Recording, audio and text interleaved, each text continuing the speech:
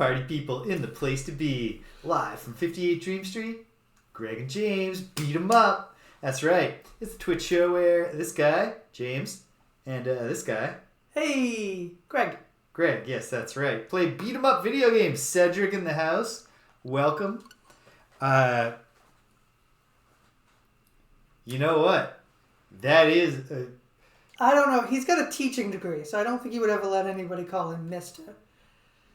Does he have a doctorate?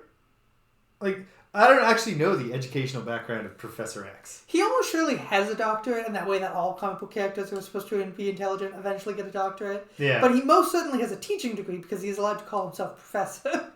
Well, that's not even about the degree. That's about, like, holding a position at a university. But I guess it's the idea that the X-Men, or, like, Mutant House or whatever it's called, is a university for mutants.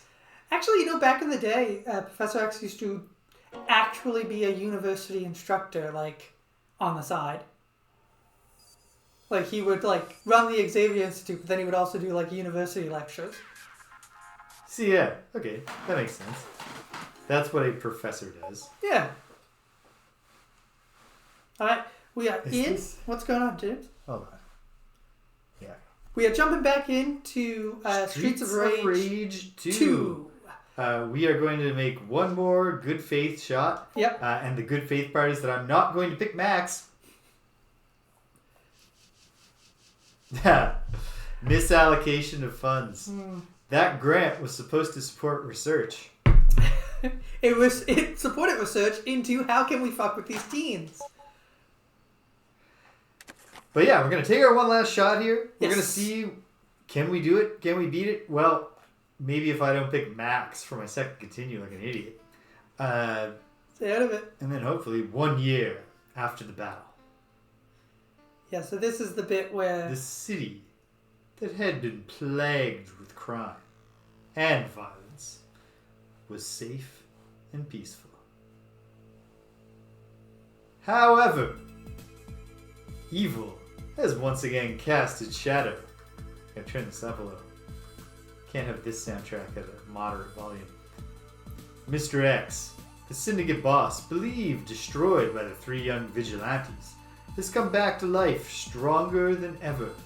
Thirsty for revenge, he kidnaps Adam in an attempt to lure Axel and Blaze into a trap. Axel and Blaze set out to help their faithful companion, joined by Axel's friend Max, a wrestler, and Adam's kid brother Skate. They're determined to save Adam and put Mr. X out of action. Four young friends, rage burning inside them, make a stand for friendship and peace. Shades of Dayman. Yeah. In the storyline here.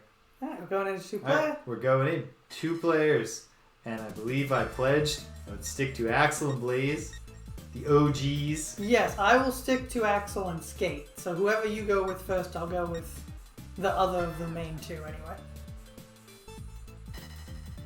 And more of a Star Wars situation at this point. We did not manage to beat Streets of Rage 1 when we played it, Cedric. I'm interested to see if I ever do beat it someday. Or if I search my own memory and realize I've done it in the past. If, like, do they explicitly kill Mr. X at the end? I guess they can't trust the police to put him away. True. Yeah, so once again, like, it's in terms of, like, its setting, its milieu, Streets of Rage is not trying to bring anything to the table. No. It's just like, here's some normal folks fighting their way through a normal city against some punks. Yeah. But it's the execution. We have the most realistically proportioned sprites that we've seen in a beat 'em up. Oh yeah, that as well. And this is a home console game. This is not an arcade release. No, this is a Sega Genesis original. Oh, why are you getting in? Why are you doing this to me, James? I was just trying to help. I just wanted to be part of the action. Most damage I take it is you holding me in place for the other guy to beat up. Boom. That I don't know. Maybe it would just be really hard to make not look overly cooperative. Mm-hmm. But actually, like, it's actually a problem. Contemporary professional wrestling. That too many wrestlers don't try to make it look like they're not cooperating. That apple for you. Why does no one do the leap over your opponent Yeah. and twist as you go over them like they're a pommel horse or something, and then hit them with the German on the other side? I'm sure there's a physical reason it's difficult to do. Nice. But when you look at a lot of the things the professional wrestlers do nowadays, I feel like it's possible. Anything's possible if you put Has monster games. Has Vikingo just never played Streets of Rage 2? That's gotta be it. Vikingo will do anything. I'm with, who was it who told Vikingo, listen, if you do like 30% of what you're doing now, you'll be fine. Yeah. I don't know. Somebody should tell them that if they haven't already. Because that dude does a lot of moves. And a lot of them are insane. He's very impressive to watch. Yeah, I don't need a pipe. Definitely one of my favorite luchadors. Oh, yeah. Easily. Yeah, we were talking about wrestling just before we started here. Yeah. So I guess it is on the brain a little bit. Separately, speaking of another shared love of ours, Greg, video games. Have you played anything lately? Playing a lot of Tetris 99. Very good. Haven't started in on Sea of Stars yet. And I'm in a buying pause right now. There's like 3 or 4 games I'd love to get into, but I have not started yet because I don't want to. Nice. Sorry, Galaxia. I don't want to get into them and then get something for Christmas. Christmas, exactly. So it's like, I'd love to take a look at Persona 5 Tactica. When you're in a knife fight, you take your eye off your opponent just to eat a turkey really quickly. Yep. You often put yourself at a disadvantage vis-a-vis getting knifed. Damn, I tried to do a leap, but I got locked into my car. I've heard good things about this Sea of Stars. Although Yeah. I've also heard it's very much a That's what I wanted to do. It's appealing to your nostalgia by doing something you remember from a past game. Not necessarily as well, but quite well. It's kind of. It's also integrating aspects of the Mario RPG, which not enough RPGs implement. I think. It's true. Super Mario RPG, which I'm very much looking forward at some point, probably in 2024, playing the remake of. Or the remaster? No, remake. I'd say it's a remake. Yeah. There is a structural difference to a remake and a Yeah. remaster, and I think this is definitely a remake. Absolutely. I'm really looking forward to that because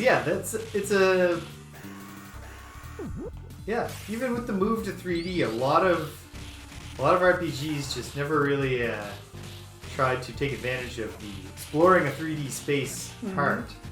Xenogears, a game I'd love to play again someday if it's ever made accessible to us,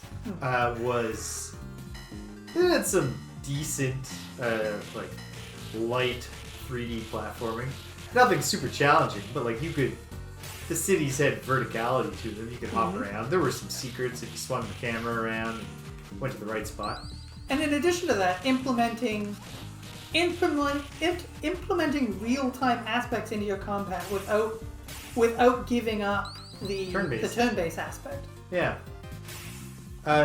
Mother 3, the never officially released third game in what we call the Earthbound series, has a really good you can continue landing it, it's still the same Dragon Quest-esque text scrolling battle system, but when you're landing a hit, if you just keep hitting the advance the text button on the beat of whatever the song is, you can just keep on landing hits for as long as you can keep that going, which can make a huge difference in some of the harder boss fights. Nice. Ooh, coming with a stand-up. Was not expecting that. But yeah, Super Mario RPG, just a terrific game. Oh yeah. And really, like the Splinter series of Mario and Luigi and Paper Mario are also both very fun. I'm looking forward to replaying 1,000 Year Door. I love the Mario and Luigi series. Yeah, also another Mario RPG that's getting a re-release. Well, a remake, not just a re-release. Whoa, throw. Oh, this jerk. Yeah, he loves to throw.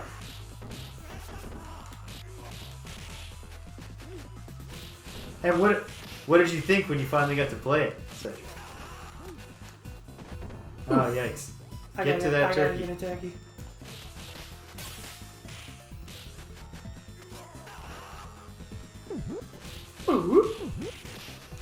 Good. I'm glad that you liked it. I saw some of the reviews commenting on how, like, of course, you can't escape the fact that this is a game from 20 years ago, so it doesn't do things right like a modern game would. Well done. I thought maybe it would disentangle us if I jumped over you, but alas, no. Okay. Come on! How am I not landing anything? Also, how do you have so much more points than me? Skill. No, I mean, I am getting more kills.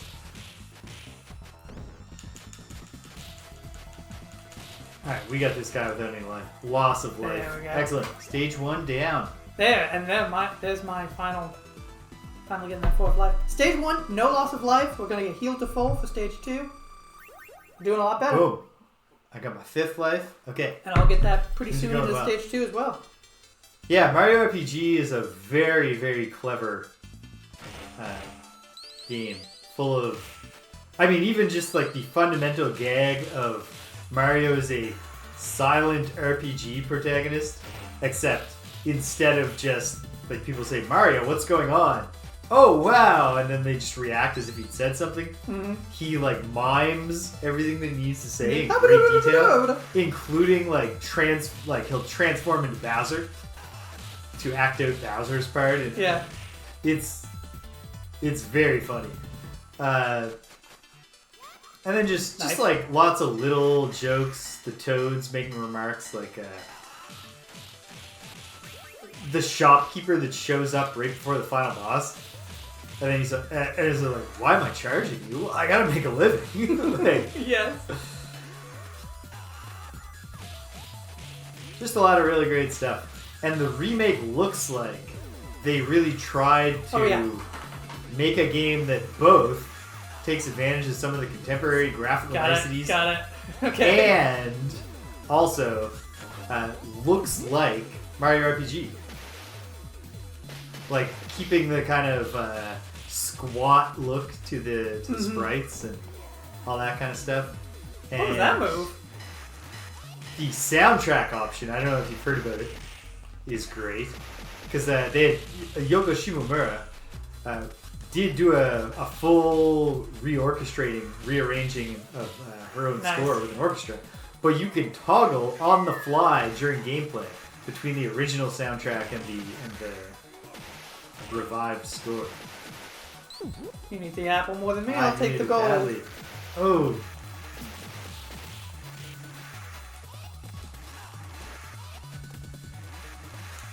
I think that's true.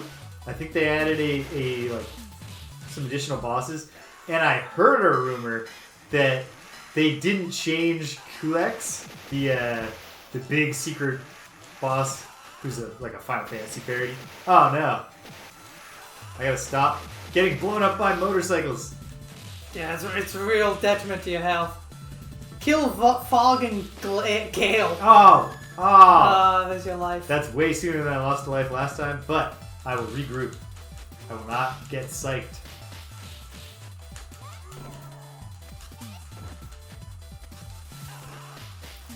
Oh, it is gonna hurt if we smash these open and they have turkeys in them.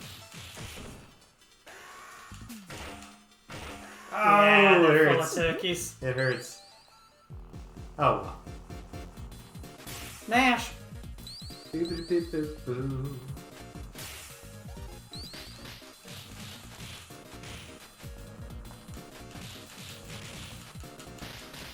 Shit.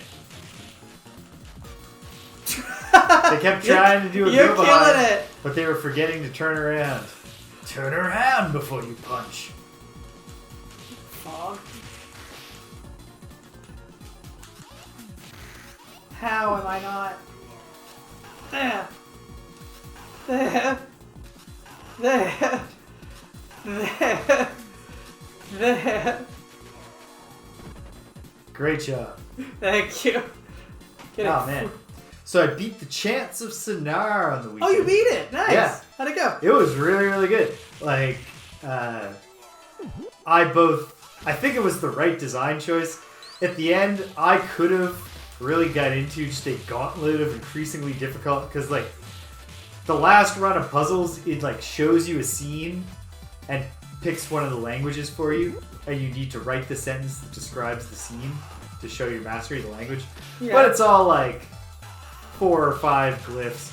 I could have got into increasingly complicated scenes that required like clauses within a sentence and stuff. I could have had a lot of fun with that. Yeah. I think that would have been the wrong design choice. They kept it moving. Just like a few last tests to your linguistic ability while keeping the culmination of a narrative really going. I thought when I started playing, you know, you're the stranger, you just kind of wake up in this place and then you start doing your quest because you are in a video game, but not because it's been made clear to you in any way what your quest might be. But it does turn out, towards the end, that there is a real thing going on here. I really thought we were going to get your standard, like, indie game, ambiguous revelation at the end, and then, like, the, you know, like a thoughtful shot of the character, like, gazing off into the distance. And in fact, they pull a fake out. They pull a fake out where they start with that? It even, like, it says end Nice, on screen and everything, but, Nice. oh, good stuff, good stuff. We've almost got him. Ah, damn. Yeah, you got it. Oh, with the German. Very End it nice. with the German. That's the way you do it. There is an ending where, or a fake out ending where the stranger reaches the apex of the tower and there's a device there and he like touches it and it starts to light up and then it like shorts out. And then he just like walks over and sits on the edge of the tower and stares off into the distance and it says end. And you're like, ah. But that's not the ending. The stranger is being tricked at that point by the villain, which is an evil virtual reality computer. Of course. But also, there's a real, like, the actual point of the game in the Stranger's Quest is all about translating between the 5 different peoples of the tower so that they can come to understand that they're not so different after all, or actually they can all live together. And that they can... things like the warriors who oppress the devotees and the men, they have a word in their language that to them means the impures. And it's like they think that their duty is to suppress the impures. But then when you translate between the alchemists, who have accidentally created a monster that they need help catching, and the warriors who can help, because they're not afraid of things. Turns out that, because there's no word for monster in the warrior language, so to say monster to the warriors, you use the impures. And it's like, oh, see? When you really understand what your world is like, you understand that your mission has nothing to do with oppressing the devotees. They're not the impures. And so, yeah, it's all building towards that, and it's like parceled out in a way where you could figure it out, although when you get to the final, right near the end, like, you actually meet a character who's like, alright, so, if you didn't get it, here's where we're going. But, like, really well done. And, like, not only is it just a good theme to have, period. Which the warriors love. Yes, the warriors learn that the devotees make music. They really like that. The bards start to get, like, even the bards get along more with the other people. Whoa! Over the head, belly to belly. I've never seen that before. Jeez, yeah. That was starting with an initial grab from the back, so you can grab them from the back and get different moves. Huh. Fascinating. Still finding new things. Oh. Watch out! Straight arm Jim! Well, fortunately, he doesn't really run. Old Joseph doesn't run that hard with his knife, so he didn't do that much damage.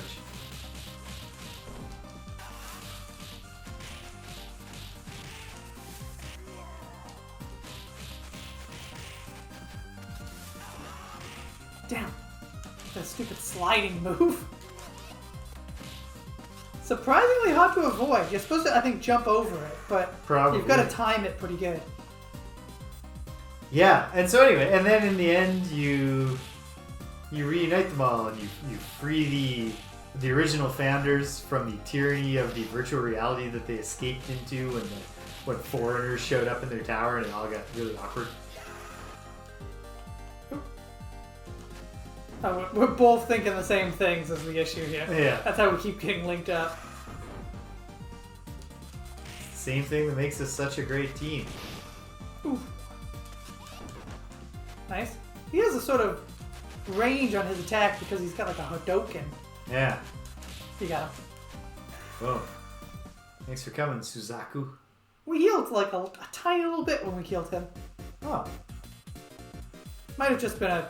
Oh! That one. Even that doesn't do much damage, at No. least. They don't want you killing each other. Yeah. Which nice of them. Whoa, that's a lot of damage.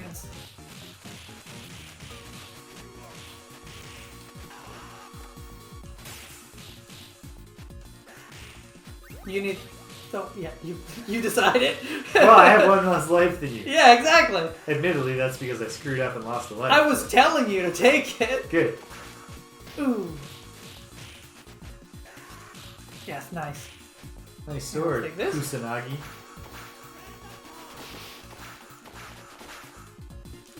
Oh, there goes my first life. Damn it. Whoa.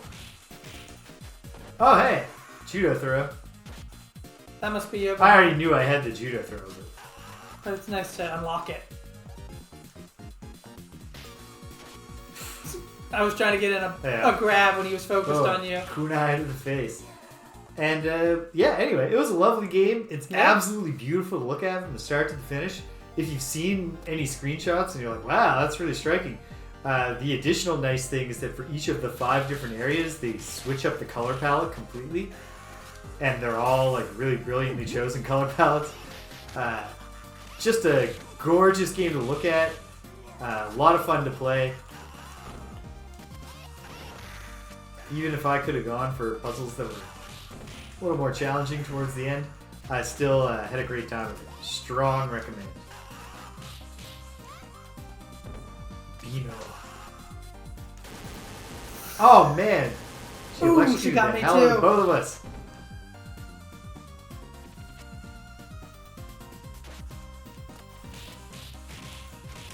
Nice. Alright. They're both down. Here, come here, Beano. You get stabbed. Yeah, so I was very, very happy with that.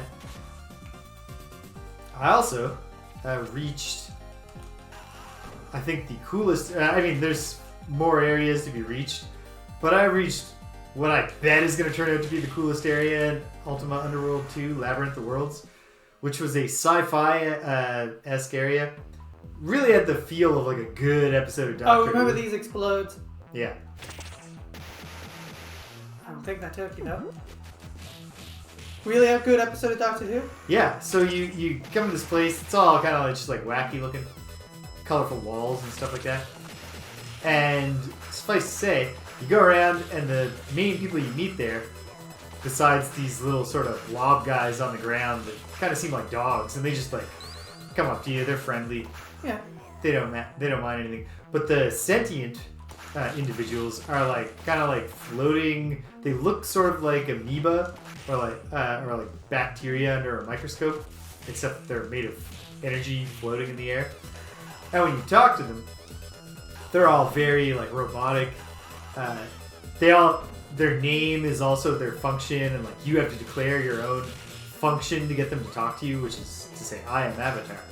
Yeah. And so, like, say you meet the Rune Keeper, and his job is to keep the runes, and they only want to talk about their own functions, this kind of thing. And whenever you ask them any questions about what's going on here, they'll just be like, oh, you got to talk to the historian. He's the one who knows about things that have happened. Or it's the one. And so you go and when you find the historian, he reveals, well, the Guardian has taken over this place, which the other ones will also tell you, but only in terms of describing their function. Like, I do this because the Guardian, the entity called Guardian, adjusted my programming. So, you're talking to him, and he's like, yeah, the Guardian actually, when he took over, like, he changed all our functions. You gotta get to the other side. I do. Other than it looks, James. Or just take it down. Oh, I did not react fast enough there. What? Okay, there's a hidden 1-up at least that I got right before dying. So there are 2 1-ups in the game. Possibly more if they're hidden. Well, I don't know how many areas there are like this. So the Guardian took over, and you learn things like, we used to actually have 3 different sexes, and he reduced us to a single sex because it suited his purposes better. We used to care about things other than our functions, and although we were like ants, like distinct entities working together and pursuing ever greater unity. But even as we became more unified, we became like richer in our individuality, and our bonds got stronger and all this. And then the Guardian took all that away, and so then you're like, well, I'm the Avatar. My actual function is like fucking up the Guardian's plans, and he'll be like, oh wow, well that's great, and like we'd certainly like that could be very helpful. And you're like, well, what should I do? And then he's like, oh, you'll have to talk to the future. I don't know anything about what's going to happen. So then as you leave, the last thing he says, I'm not gonna get the first line of this exactly right, but he's like, good luck, Avatar. This place once knew joy and laughter and like love. And then the last thing he says to you is, I do not know what these things are, but I would have my people experience them again. Which I just thought was like the best single line of dialogue in an Ultimate game so far. I really liked it. I found it very touching. And and then you helped them out. It's great. There's not much more to it than that, but it was well done. It was well written stuff. Nice little contained area. And yeah, so that's on track. Going back to King's Quest next weekend. Looking forward to that. Damn you, Zamza. There we go.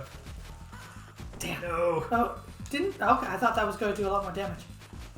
Seems like it should. Yeah. Oh, no. Yes. There we go. Okay. Sweet.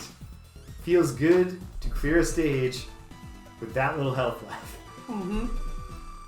I'm really suffering life-wise, though. Oh, got another bonus. You're doing much better. I lost a few that level. Oh, wow. And I'm way behind you in points now. Meaning that I'm closing in on getting back up to 5. Nice. Oh, big bite. Yeah, so on the whole, things are going well at Dream Street. And in adjacent, it's not video game news, but it's Video game-esque? it's Video game related? it's like cool genre stuff. My buddy Kirk has been telling me you gotta watch some anime that he's watching. Because just sometimes Kirk needs me to watch something so that he has someone to discuss it with. Yeah, sure. I Which is understand fair. So I fired up the old Crunchyroll to watch it, and then just wound up putting on the original series of Mobile Suit Gundam, Yeah. which I'd never seen before. I'm really enjoying that. Have you ever watched this, Craig? The original Gundam? Yeah, like 1980 or whatever. No, Gundam. I have not seen it. It's fun. Hey, you got 5. There we go. I like it. Yeah, it's very. It's got one way in which it's, despite the fact that I never watched it as a kid, is triggering some. I don't know if nostalgia is even the right word, but it just reminds me of the feeling when I was a kid of how not like 80% of the shows I watched were serialized in this very specific sort of cartoon 80s, 90s, late 80s or early 80s, whatever, cartoon kind of way. Yeah. Probably influenced by Gundam a lot. Although actually, now that I think about it, Astro Boy is another one that sticks out in my mind like that. Like every episode is a story. Like so far, every single episode, they are trying to just recover from an attack that started in the first episode and that sent them fleeing from their space station home to fleeing with refugees on this military ship. And just in every episode defines an operation that they have to do now to try to avoid the Zeon forces. Mm-hmm. And then they do it. And then at the end, they take stock of where they are now. I lost another life. Nonetheless, after losing a life much earlier than I did before and being frustrated, I think I'm now in much better shape than I was the first time. Oh, for sure. Because my whole second continue I know happened in the elevator, which is obviously in the middle of the baseball diamond. Obviously, that is where the elevator is, James. Don't even have to tell anybody. What do you think? This is the first time these people have played a video game? So do you think that Mr. X, yeah, like, is he a business magnate who like owns the team? Oh yeah. Man, is it ever? Just like, and then like, yeah, like the dialogue is all like solid, and it's very like, you can tell that the characterizations are thought out, even for characters who so far have only like said a couple of things. You're like, okay, you're gonna be a character though, and like I will get a better sense of your personality, and without being like nearly as big with the emotions about it. Mm-hmm. It is very much like I guess most Japanese, mech suit action adventure shows are. Very much actually about the horrors of war. Yeah. And how it's absolutely terrible to be the pilot of a super cool battle mech. Yeah, this is the thing. There was a lot of this conversation surrounding the newest Gundam,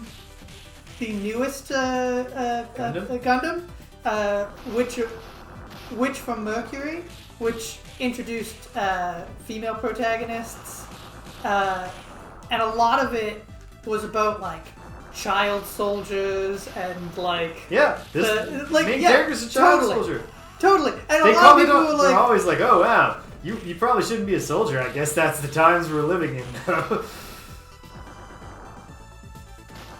and yeah, and then just like so it doesn't like belabor the point, but like it'll just be like, Amuro is really starting to weigh on Amuro how often he has to kill people. But they just established that, and he comes back from the mission, and the children are like, "Hey!" And he's like, "Just leave me alone. Just like let me get some rest." And then he goes in and like lays down in his bed on his face, like without getting undressed, and that's it. You don't need like a monologue or like a bunch of flashbacks or anything to establish it. Just it's really good. It's really good. I'm quite enjoying it. I've never watched any Gundam of any kind. Yeah. Like Gundam, just I know. Witch from Mercury sounds very cool. Is that the name of one of the more recent Gundam series? That is the name of the most recent Gundam series. Okay. Witch from Mercury. That's a great title. It is, yes. Heavily, huge themes, same themes. Child soldiers, disabilities, everything else you can imagine. And just like such a great like mid-season, like not a, like twist undersells how like well it's like set up, and the fact that if you remember that you are watching a Gundam series, it is not that big of a twist, but such an amazing mid-season like reversal of fortune. Cool. Well, awesome. Fortunately, there's no risk of the anticipation of the reveal spoiling it for me because I'm so far away from watching the most recent Gundam series. Are you gonna watch all of them? I'm a Gundam newbie. I mean, they're not. You know that there's not like one continuity for all the Gundams, yes? I didn't know that, but You didn't know that, okay. I figured there probably wasn't just one continuity, but I wasn't sure. I didn't know. I know not literally like I was just like, why don't I watch Gundam? and then I just put it on. The only thing I knew about Gundam was what the Gundam robot looks like, and I knew the general idea that So as a mech show, it's about how it's terrible to pilot a cool mech. Yeah. I should say that there is. I'm doing terrible with skate. Although that was a great move I just pulled.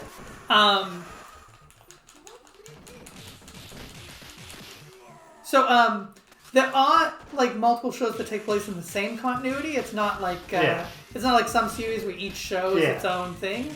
But there are several unique continuities, which from Mercury is actually the beginning of at least its own unique continuity. So cool. Okay. Well, then maybe I will watch it sooner. Maybe I'll go out of order. The big famous one in that case is I come on, think. turkey, please. Oh, it's got to be 2 turkeys. Get it. No.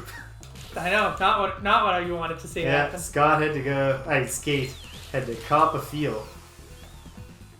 He needs it, James. Oh, damn it! I had him. I'm doing terrible. I had him in the absolutely terrible. This is, I think, where we lost our second playthrough. I don't think we lost this soon, did we? If we did, that sucks. We either lost here or we lost before we got to the boss of the next one. Well, then we're doing because I'm pretty sure the boss of the next one is Sailor Man? Is that boss between this guy and Sailor Man? I can't remember. Nice. This guy's name is Abadabi? Abadidi. Kicking somebody in the face with blades is nothing to sneeze at. No, and the fact that he can land these jump kicks. Ah, shit. Already. I'm switching back. I gotta be Axel. Alright. That's stick with what works. Stick with who brung you to the dance.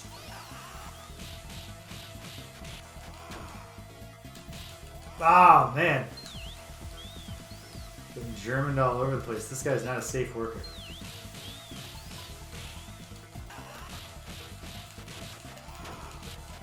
That's what Axel's supposed to like. Jesus.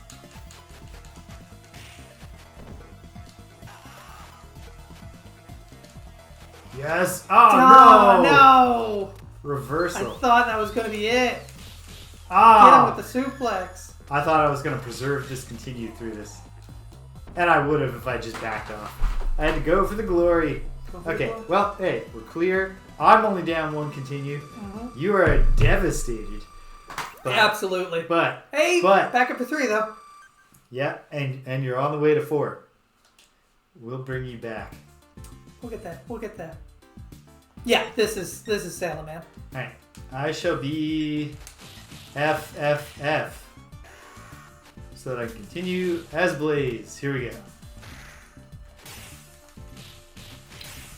Maybe it's not a matter of Max or Skate is a bad character, and that actually just the characters feel distinct enough that you should not be switching when you're in the groove. You do get into a groove with I brought Max in last time. I tried to play as Blaze, and I got killed.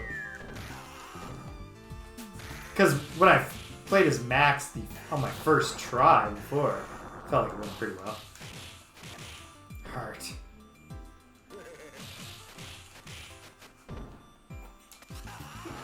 He is my heart. I'll take this apple. Boo. I want there to also be a guy named Stomach, but there's also no reason why this game should involve a reference to the Bare Naked Ladies deep cut Stomach vs. Heart. Which almost surely would not be out for several years. 1993, 1992? Right, 92. Yeah, no. Born on a Pirate Ship was not out at this time. I don't think. No, this would have been around when Aviation Drive came out. Yeah. This would be early Bare Naked. Yeah.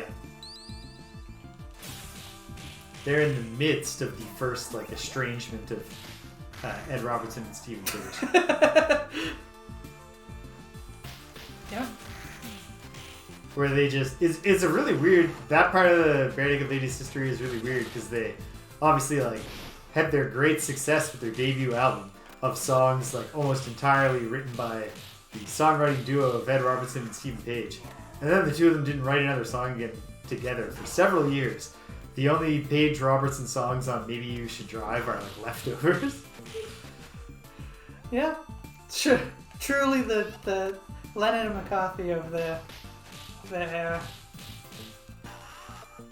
Nice. They are the quirky Canadian rock Lennon McCartney. There's a purported quote that nobody knows if it's real of Paul McCartney saying, being asked, what's one of your favorite groups today? Being asked this like 15, 20 years ago and saying, well, the Bare Naked Ladies, like, their harmonies are incredible, which is true. And then saying like, John and I, like, we never had the harmonies on point like that. Like something to that effect. I saw Ed Robertson get asked about it in an interview once. Like, have you seen that quote? Is it real? And he was like, I have seen the quote and I don't know. I want to know so bad if it's real. Like, I know for sure that I didn't make it up. That is good. I know for sure.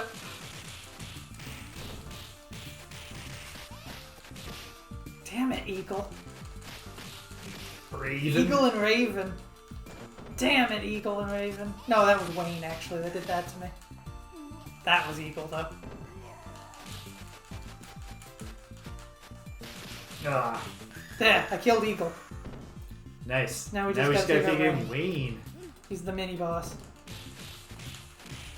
Okay, we got him down to the yellow.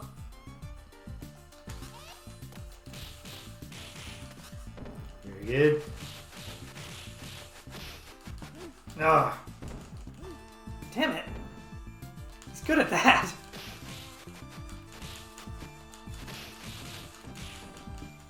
There we go. okay. That was effective Boom. tag teaming. Boom. Can't block us both. Okay. Back on track.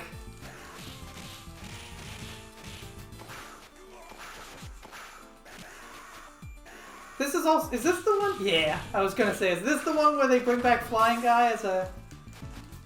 Actually, not even... Oh! Thank goodness. I almost took that apple by mistake, but you need that apple. Sure do.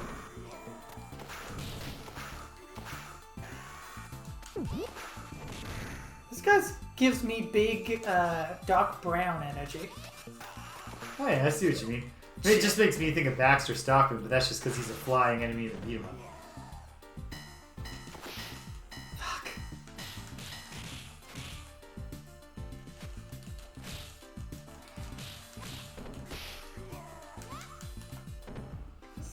Calm. Calm. Call me calm. Calm and me. Ah, he's just throwing a bomb and... Satsura.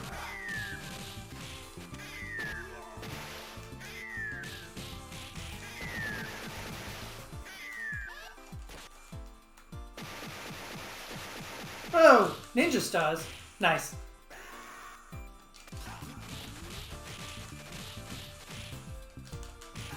Ah.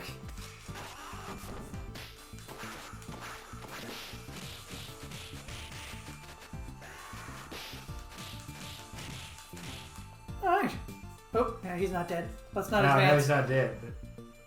This was what got us with Eagle and Raven. We advanced too far and they were in the boss fight when they could have not been.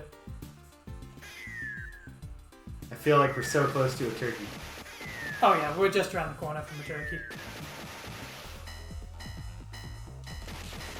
Oh no, but I stepped into the lingering Why explosion. would you do this? Because the There's boss gotta be a music turkey started right and here. I got the yips. Oh, no, not yet. Okay, well, we weren't that close to a turkey at least.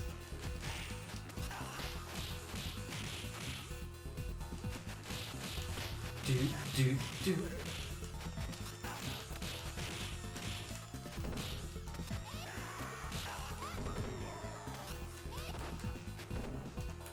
These turkeys? Absolutely. Those are turkeys, yeah. Oh, okay, there's the boss. Here's Shit. a guy. Shit. Our bear.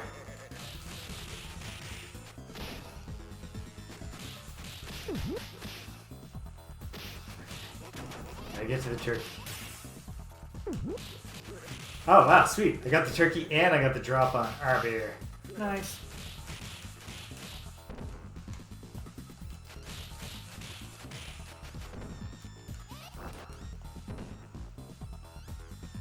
so close on balloon.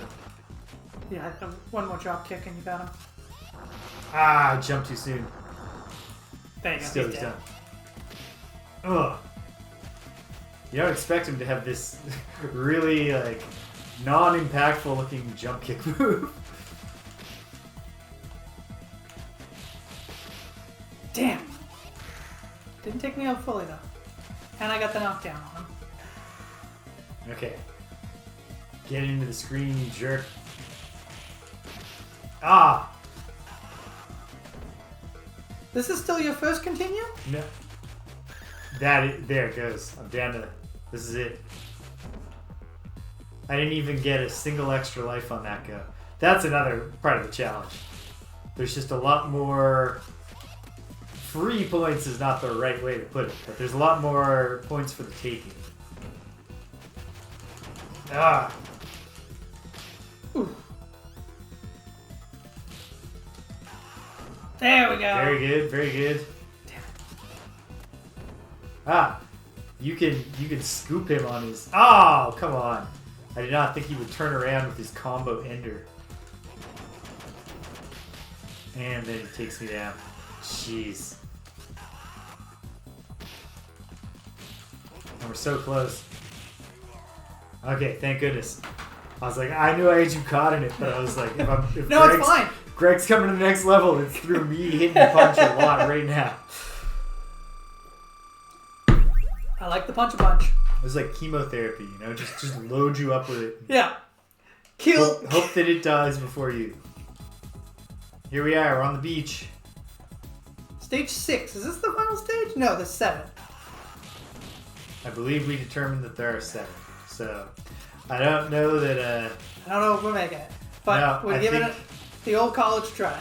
Yeah, and perhaps, because I feel like the cleanup is a really nice thing to launch, The new year? like phase 2 with the new year. Yeah. So we're gonna have some space left over that I think partially we want to use to actually get in the historical record the playing of more all the Ninja Turtles games. But maybe we also just want to say like let's go back and just take a crack at some of the ones that we really enjoyed again. And I enjoy this enough. I enjoy this a great deal, yeah. This is absolutely a game that the conventional wisdom is... I don't know if the conventional wisdom that it's the best beat 'em up of all time is right, but the conventional wisdom that it's friggin' great Yeah. is absolutely correct. The argument for it is that it's just so well honed. Yeah, It's just it's it is polished yeah. till you can see your reflection. It is Oh man, so many kickboxers. Bantam. Oh, we Falcon. definitely didn't get to this. This is new. All right. So we have officially made it further than we ever did. So that's nice. Hey, yeah, that's something. Ah. Okay. And that's a wrap on old Greg. I'll just be whatever. That's game over. Okay, there. I used my give up some hit points move for the first time, and it was absolutely crucially necessary. Nice. Condor. He has a great condor. They all have bird names. Okay. What's a bantam? I have no idea. As the person who's dead, I'll Ooh. need to Google it. Military This is scene. new. Oh wait, punch the sandbag. See if there's a turkey in there. Hey!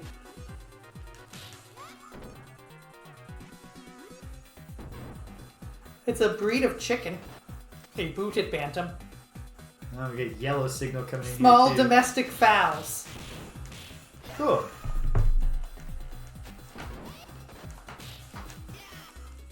Oh man, Damn the get throw guys. thrown by a signal. Well, that is their thing. They're throwers. They Yeah. like to throw and they like to dive kick.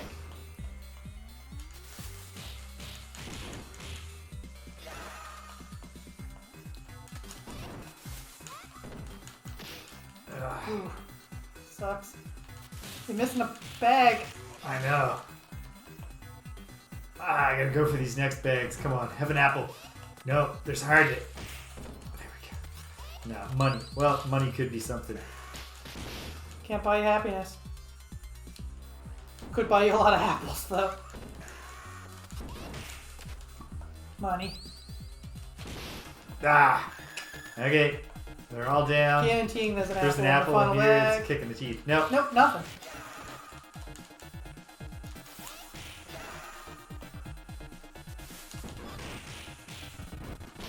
Ah.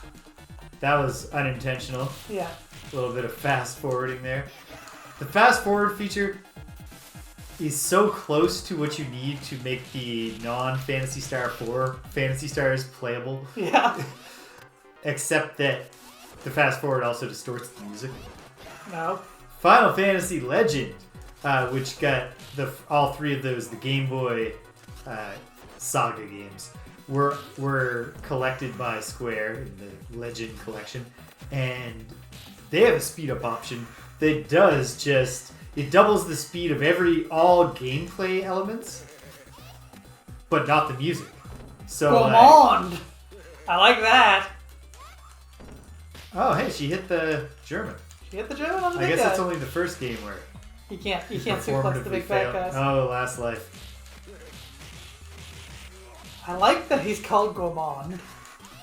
And I like the particular shade of purple that's part of his palette spot. It's a very royal purple. Yeah.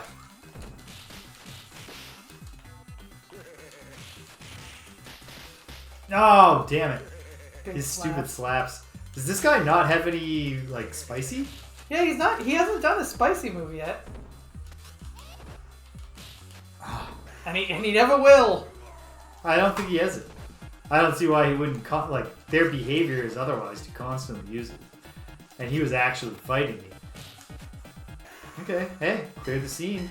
Oh, no, it didn't. No, you cleared the scene. That was the scene. Oh, sure. You gotta go. But I mean, I thought we were gonna get a, page flip.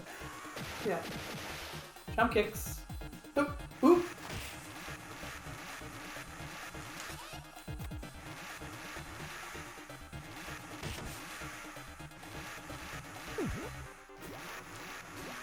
Ah, You gotta be jump kicking. You gotta take these guys off their motorbikes. I know, but I also, I'll be done if I get hit with any, I mean, whatever. I'm not gonna Well, rain. go as far as you can. This again, this That's is what I'm all trying to do. undiscovered territory.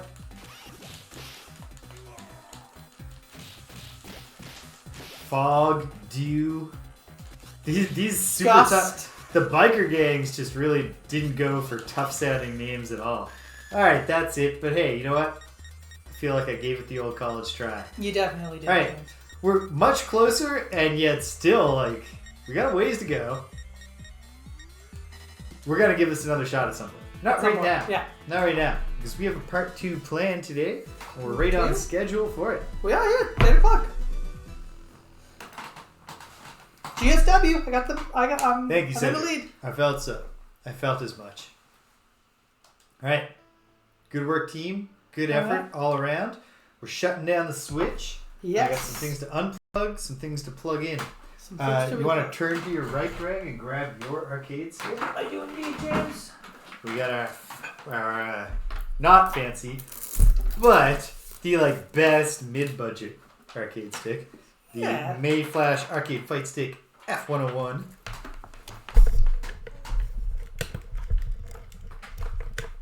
We're plugging them in, and we are earnestly hoping. That they work.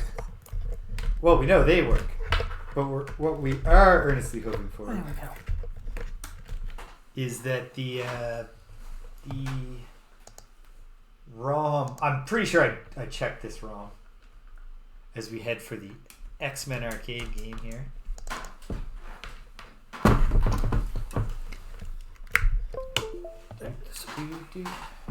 Okay. Are you in?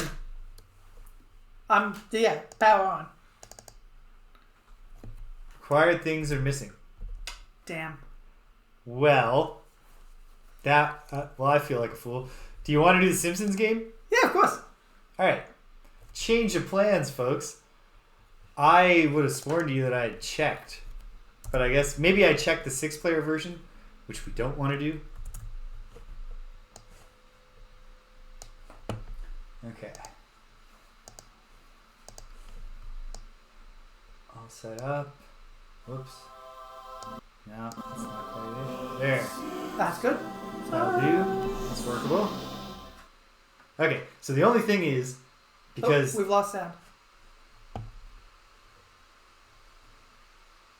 We've lost sound. Yes, we have. Okay, hold on. Can you hear me, the internet? No, we've got sound. Okay, so it's just game sound we lost. Okay, hold on. Control. Okay.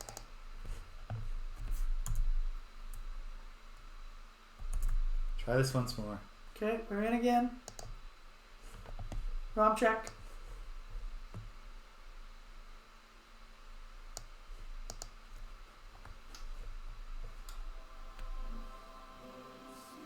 Okay.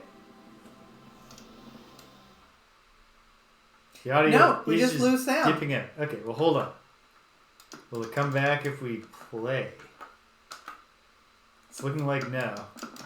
It also is looking like I do not have access to my controls. Are you sure? I didn't have any control over picking. There is no picking. Okay, no, the sound is Oh not yes, working. that's true. The characters are depending on the slot. Yeah. The sound Okay. is broken. Sound is broken. Okay, well we're not doing this right now then. Yeah. So we're not getting the full experience. X-Men doesn't work. My bad. Looks like we're making another earnest attempt. Well, wait, hold on. Why is it saying that it's working? It doesn't work. The 6-player one works? Now, could you tell me, James, what is wrong with 6-player? In practice, nothing as long as the sound works. It's just the same thing about how we can't pick our characters. And also... Okay, hold on. Is this displaying in a cocktail mode?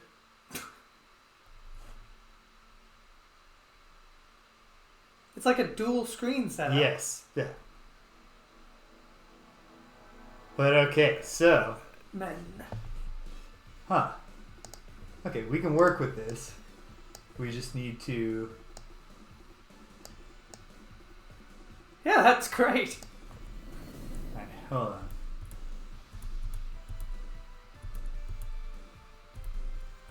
Okay, here we go. We cannot choose our X-Men, but otherwise... we can give it a X-Men. shot. The evil mutant Magneto. You know what? Maybe I'm going to shrink the logo a little bit.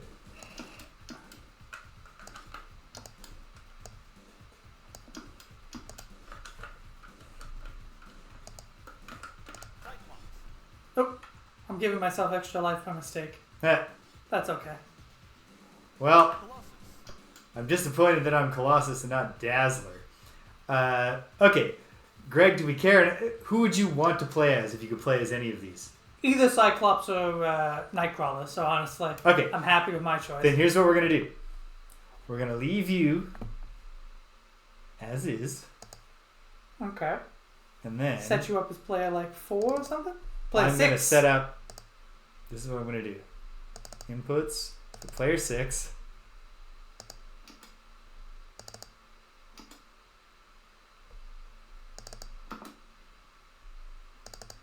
I see. So this will get you to Dazzle time. Dazzle is Marvel's attempt to break in on the disco fever about 10 years too late, as was Marvel's way at the time. Dazzler, great character. I do love Dazzler. As I've mentioned, my Dazzler was my main in the days of this game, but not because of any attachment to Dazzler, a character I knew nothing about, but instead because my favorite X-Man was the very uncool choice of Jubilee, and Dazzler seemed to me like the best possible, your next best. If you can't play as Jubilee in the X-Men game, like you obviously want to, if you're an adolescent boy in the 90s. Okay. Here we go. Do you think this will work? I think we'll find out together.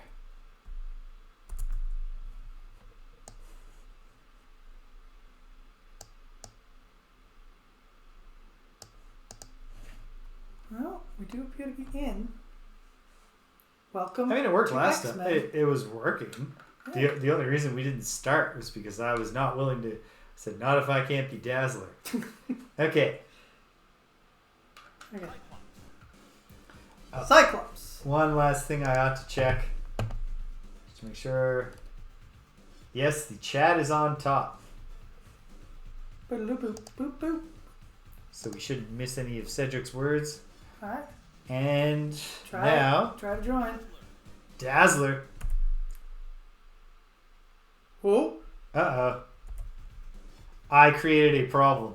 Did you create an infinite loop? I made my start button also the pause button. Mm-hmm. Okay, well, you don't need your stop button after you hit the first time to select your character. No, but it apparently won't. It can't. It can't do it. Okay. Keyboard. Just any other button. I looks like it was free. No, wait.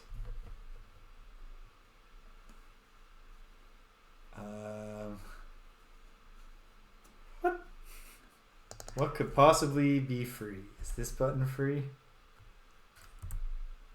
Maybe that's not even what that means. Let's just find it. Just go into the. Okay. Just do the game, James. Here we go. Biddly doo, biddly doo, doo, biddly doo. X-Men, X-Men. Okay. Led by the evil mutant Magneto. The thing is that because of the nature of serialization Mm-hmm. and its demands, Magneto is right. Like, Yeah, he is. like it's not just like the villain, like, you know, ooh, he's got a point. It's complex. No, Magneto is just right. Like, the humans can never be trusted to not genocide the mutants. Yeah. And there is no other option. Like, the end of every X-Men story is the humans going, you've shown us, Professor X, that it was wrong to do a genocide. And then the next day, some guy's like, we should genocide the mutants, and all the humans are like, yes, we should. Yeah! I hate mutants. Let's genocide them all. Yeah. The X-Men are currently going through a real nadir after a long period of having some good times. It's nice that they get to have some good times, honestly. But yeah, it did not. Alright. Alright, Press your start. I did. Are you sure? Yes. I know. Now I've just got extra life. No, that's putting coins in. You have to press your start button. There we go. Okay. Century. Mutant. We have a narrated story.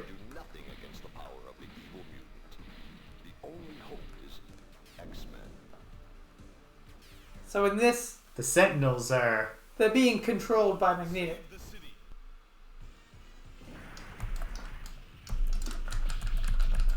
My start isn't working.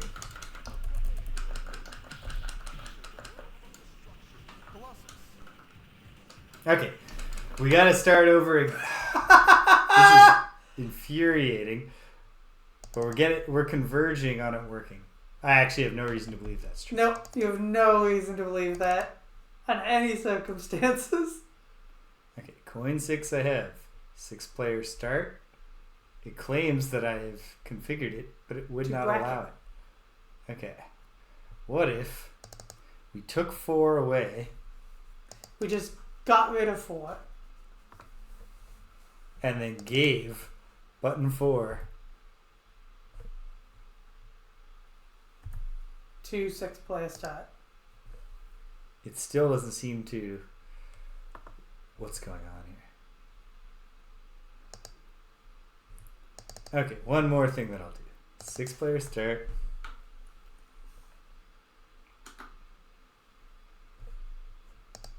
Okay.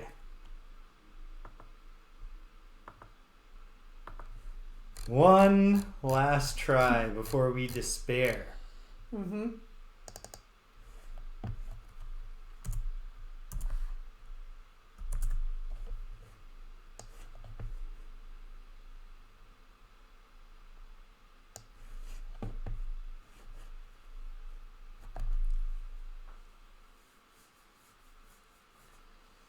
Elon Musk trying to get me more involved in Twitter. Just auto turning on notification on everybody. Ugh. I just like...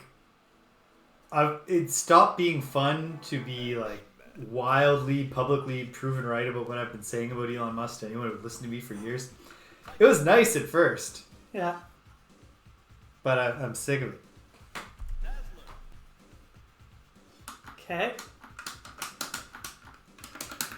There we go. I don't have a start button still. Why does the coin button work? Also, these human scale... Oh Hey, my there he goodness. is. It's because there's no start button at all. It is just the... like the control button. Like your attack button. These human scale dudes are really cool, actually. Human scale sentinels? Human scale sentinels. And we've got a sort of... we also have a thing here where they're not quite Nimrods. These bigger guys are sort of a... Is the Nimrod the name of the like big cool sentinel?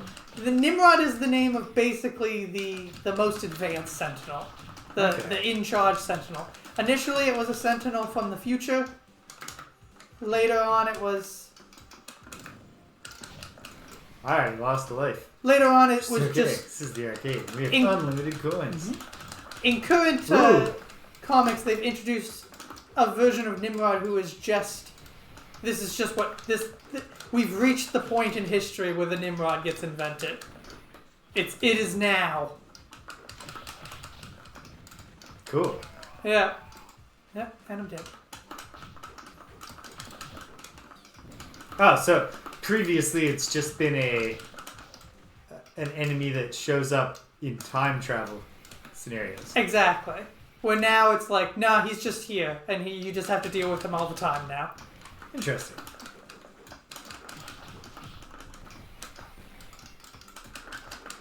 We got some palette swappies. Alright, so early impressions, Greg. Early Looks impressions. great. Looks fantastic. Absolutely beautiful to look at. I like the implication of energy so far. We've got a limited amount that you can use.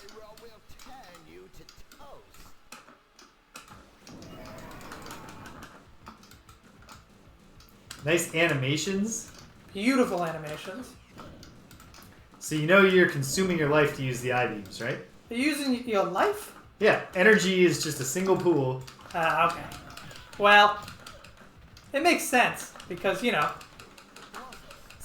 Cyclops can't live if he uses his eye-beams too much. No, not really. But Okay. Colossus is also here. And you are controlling him in a sort of mirror. Oh no! Oh no! Okay, I see what I did here. This. I see how I caused this situation. That's fine. I'll be both. Make it work. Haha! Thought you'd get the drop on me, did you?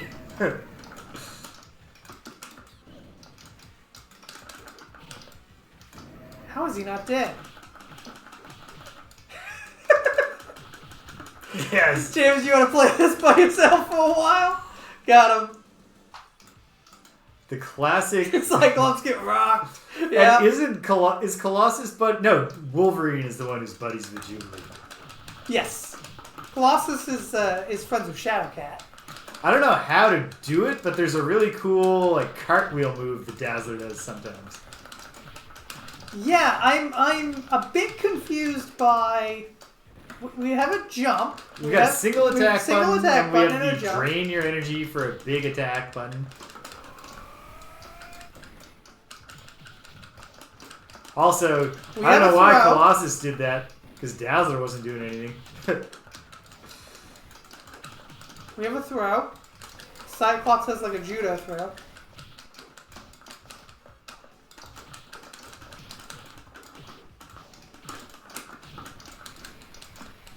Do we have friendly fire? I don't think we do. I don't think there is. Yeah, looks lovely. And you know, it's It's a fun sort of but video shallow, which is what I remembered it being. So And I'm I not mean, surprised. it's an arcade. Yeah. A lot of the arcade games we've played so far have been fun but shallow. Is Yes. what I mean, even the Double Dragon games are significantly less like compelling as games on the in the arcade. I don't remember Cyclops being so kick-oriented, but he does this great pirouette kick. Boom, boom, boom. Yeah, jeez.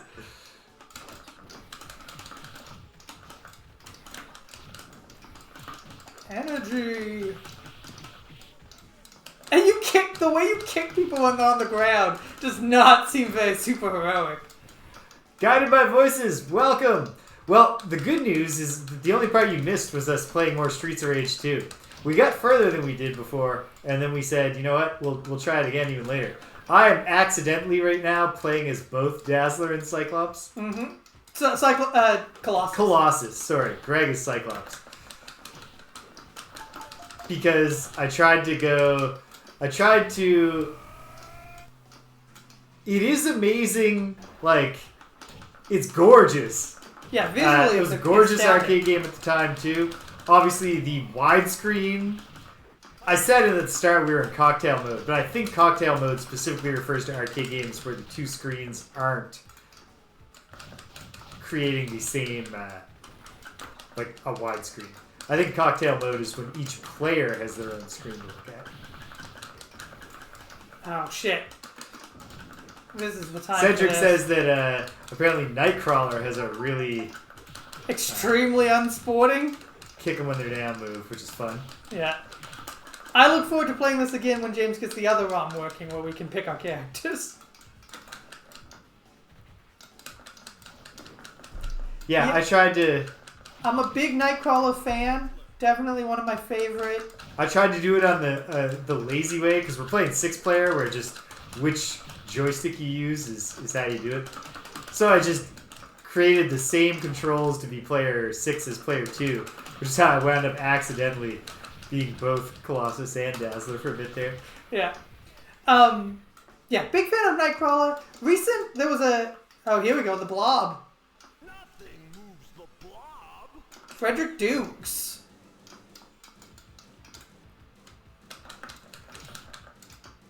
Oof. The mutant power of... Is the Blob... of eating any...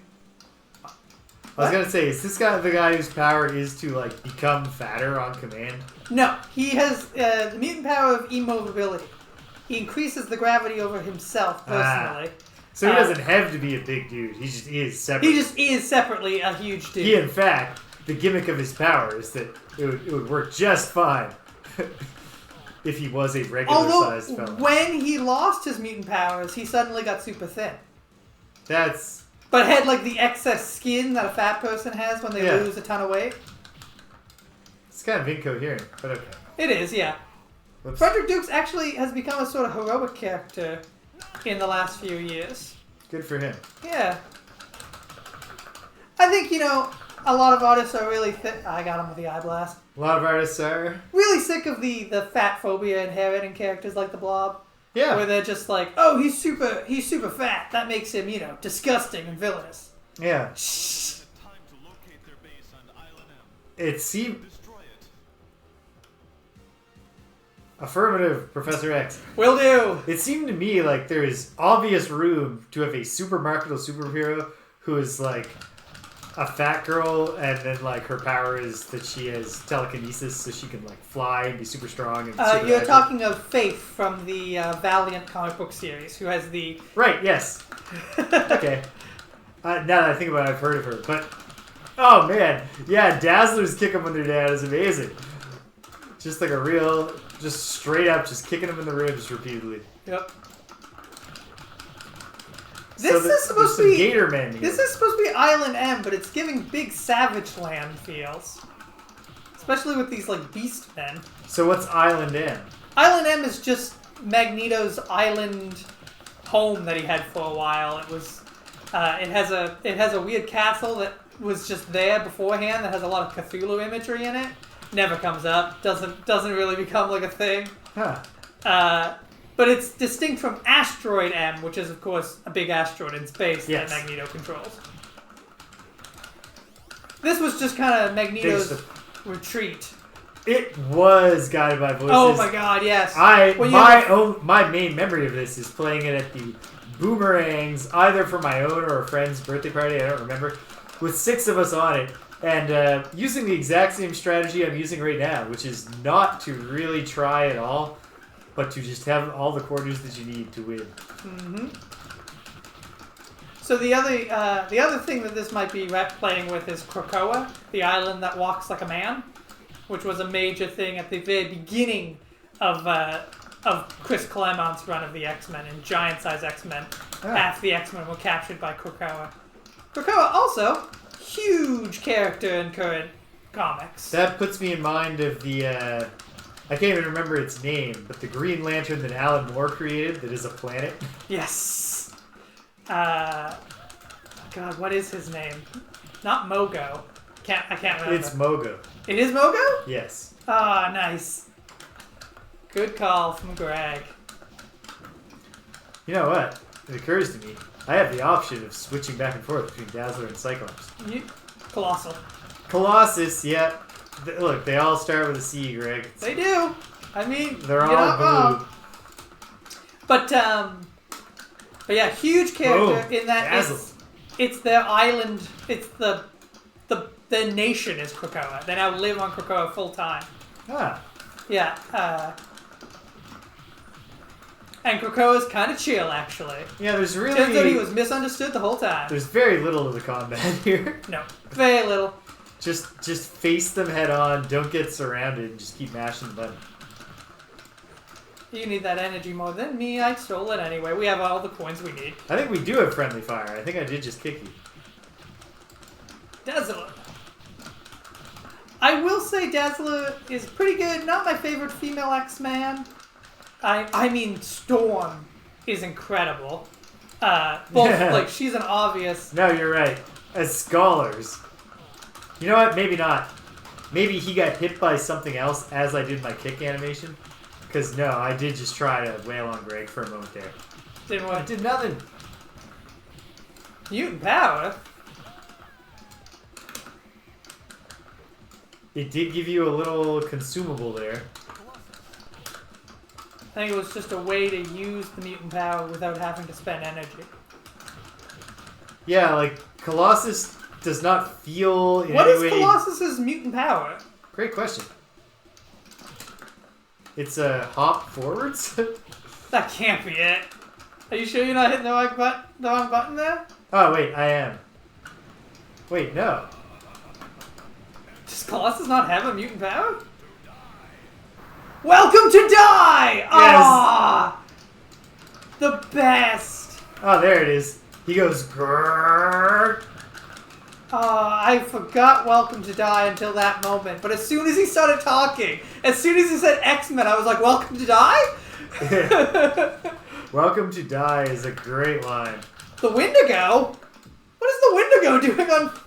He should only exist in Canada. Of course, he should say his name like a Pokemon as well. Yeah.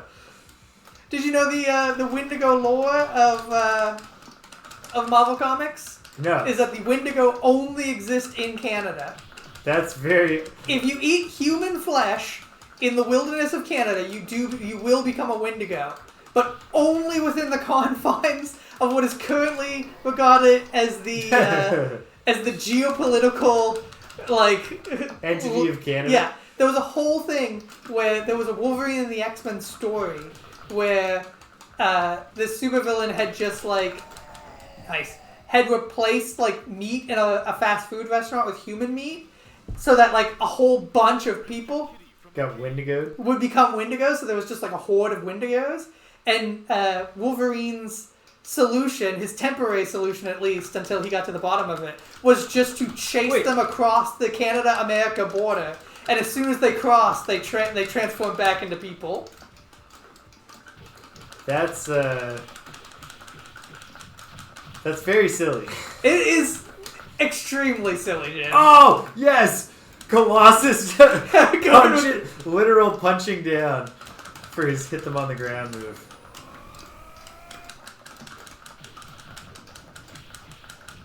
So, This is a ton of fun. Yes. You're right. It's incredibly shallow, but so fun. It's bright. It's colorful. I gotta get the sound working for next week for the Simpsons game, but I'm very excited for that too now. So I've never really played much of the Simpsons arcade game. I played a fair deal of it because it was one of the games available at my movie theater arcade. So wow. I got a chance to play quite a bit of it. Yeah. Blank, yeah. Justin Trudeau's scheme to fulfill his father's life's work and Wendigoize the entire population of Europe. There's another character, a member of Alpha Flight, which is Canada's premier superhero team. Oh, I know. There's a character called Snowbird, and one of her powers is that she can turn into any animal that resides in Canada. And I've always wanted to do a scene in which she just turns into a hippo inexplicably, and then she's like, Louise at the Vancouver Zoo recently gave birth. Just be like, yep, that's an animal native to Canada now.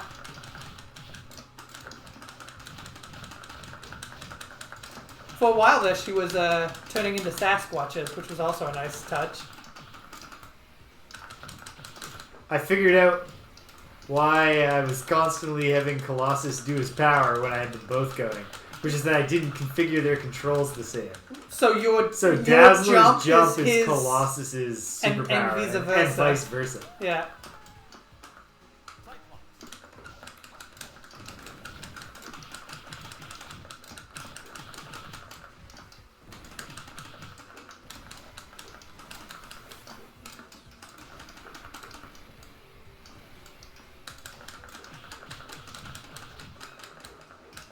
Oh, yeah. A two-player version. Wow, I didn't even know there was a two-player version. I had not heard of that either. I knew there's a four-player version, and I knew there's a six-player version because that's the one I've played. That is incredible. It's such a huge cabinet. I've seen that before. There's a great... God, these shooting guys, I suck. These are the... You know who would actually be a great set of villains? We're going back. I'm being both. just from a purely aesthetic standpoint, there's these X-Men villains called the Smileys, I think they're called. They're the Friends of Humanity, just one of the various racist groups that the X-Men have to contend with. Yeah. But they're like henchmen are these dudes in big robot suits that just have these like motionless smiley faces drawn on their armor, which are just terrifying. They also killed Doug Ramsey the first time, so. Oh my. Doug Ramsey, the mutant with the mutant ability to understand any language. Huh. Not a great combatant at the time. Since then, they have sort of retconned and said, who is this supposed to be? Say your name, dude. I'm trying to figure out. He's not Nimrod. Is he Is he C-3PO? Well, God, my voice is saying C-3PO in response to the other thing you were saying, I think.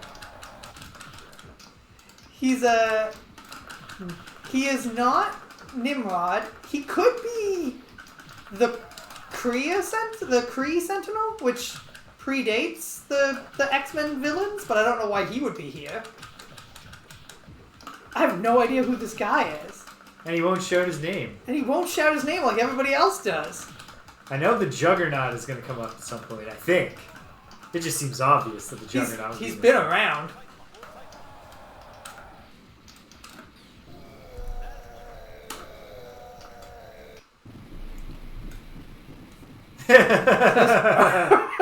Yeah, good Cedric. Nice try, Arg. But you've met your match. Rescue the professor.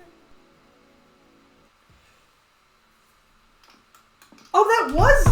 I guess that was Nimrod? No, that was Living Monolith. Living Monolith. Living Monolith sucks.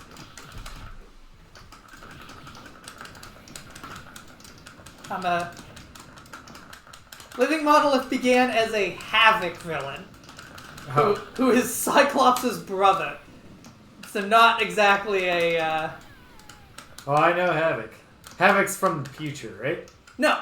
Havoc is just from the present. Cable is from the future. Cable is Cyclops' son.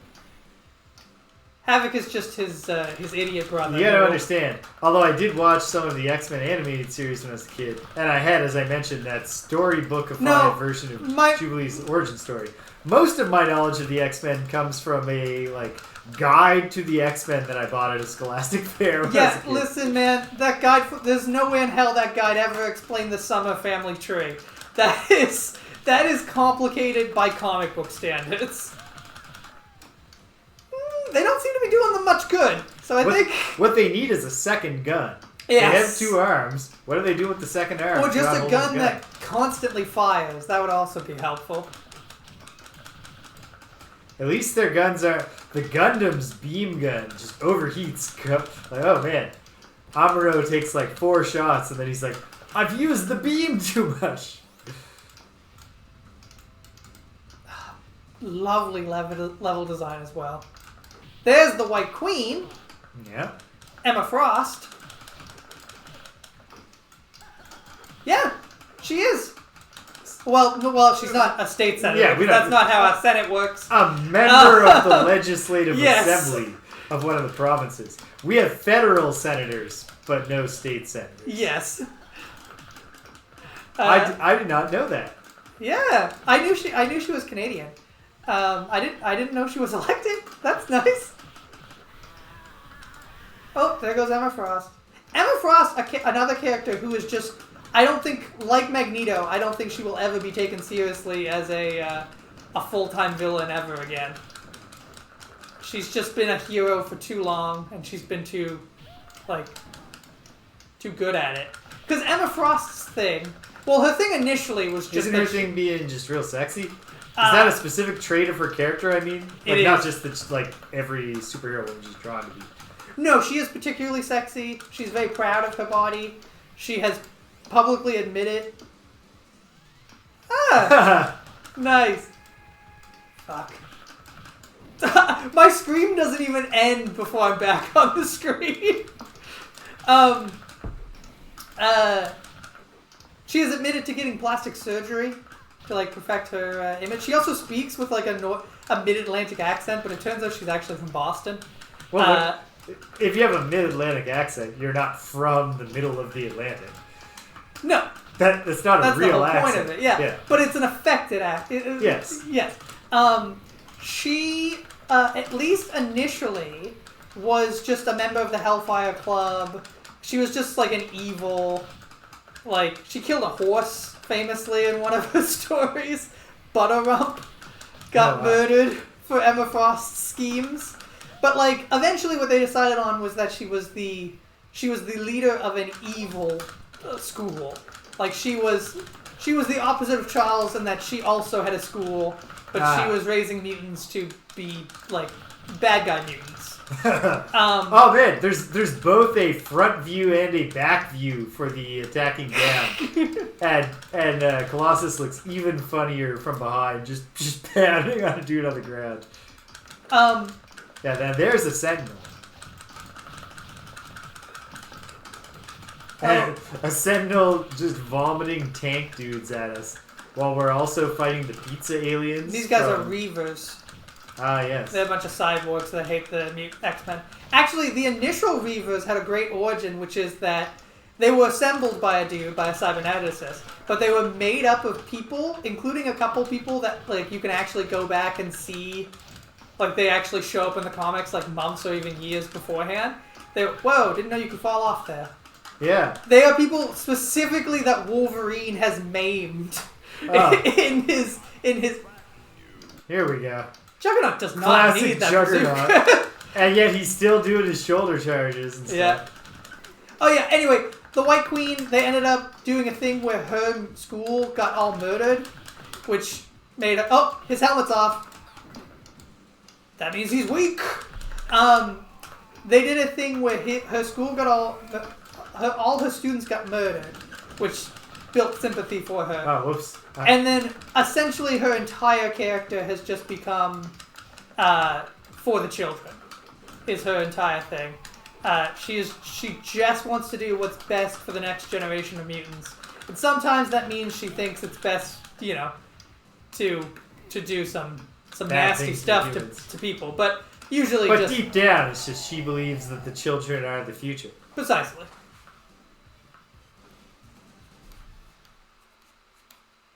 X-Men, nice job.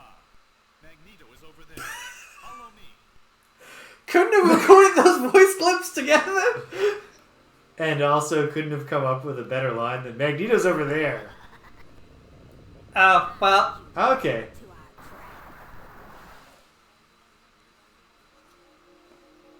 Wait, we put a dumb song in Guided by Voices Head. What dumb song were we talking about? I don't know if we were talking about a specific song. Might be the X-Men song. Do-do-do-do-do. No, It's not a dumb song. That's just a pretty no, good it's song. not a bad song at all. It's a fantastic song. One of the best theme songs. You know, I believe the children are the future. Oh, yes. Yeah. Yes, okay. We got it seconds before you got it by voice. Seconds before you informed us, got it by voice. Set them free and let them. If I could,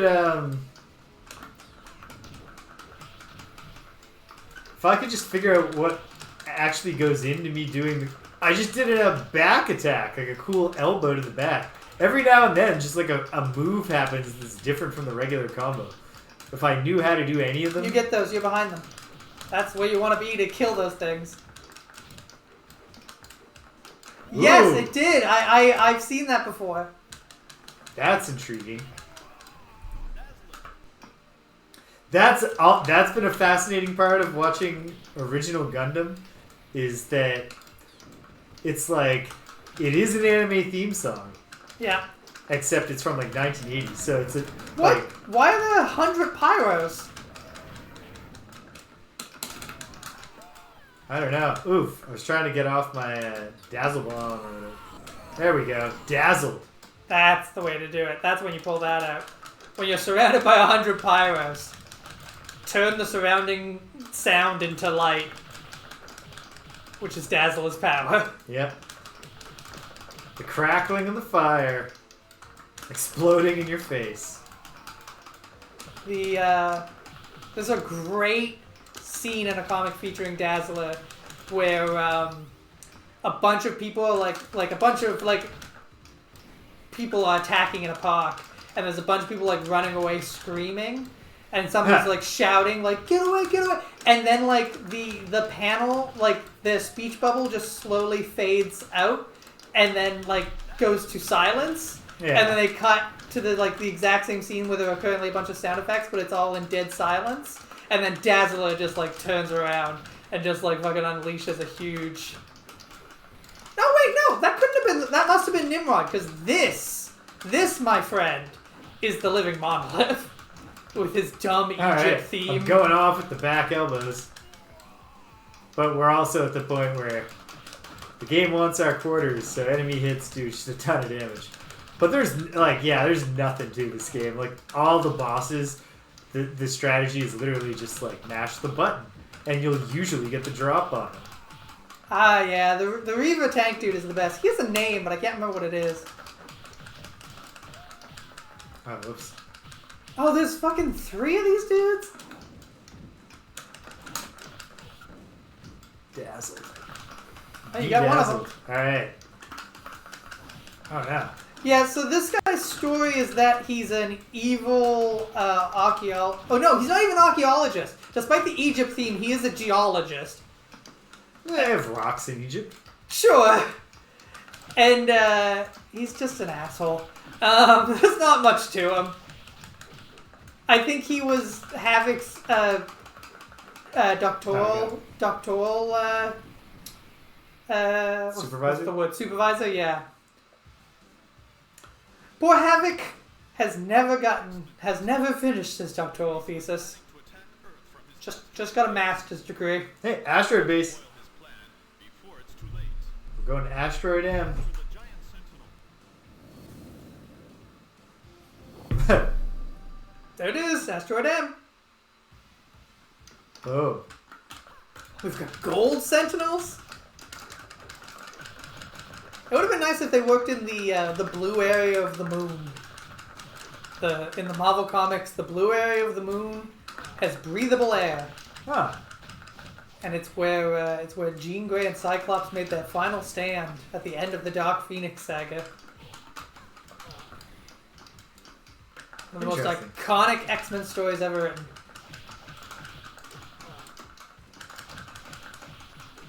I don't know how you do the throw. Is it just a walk into move? I can never really. Yeah, I can't seem to I have pull it done off. like 2 throws in the entire game. I'm doing the crazy cartwheel attack more than I'm throwing. And I have no insight into how any of it happens. Nope.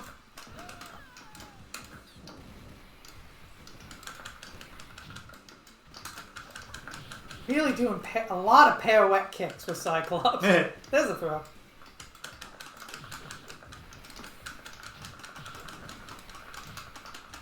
Like, we can probably expect this kind of experience, like probably from the Simpsons game. From what else did Konami do? Asterisk, Bucky O'Hare. Bucky I bet O'Hare. we're gonna get a lot of this. Like, hey, the graphics are really good and the gameplay is competent and fast-paced and basically completely empty.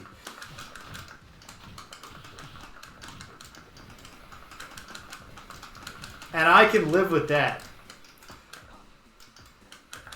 This particular team is very much the minus Nightcrawler, who I think was off in Excalibur at the time. This is very the Outback era of the X-Men, when they were believed dead and were in fact just like hanging out in Australia.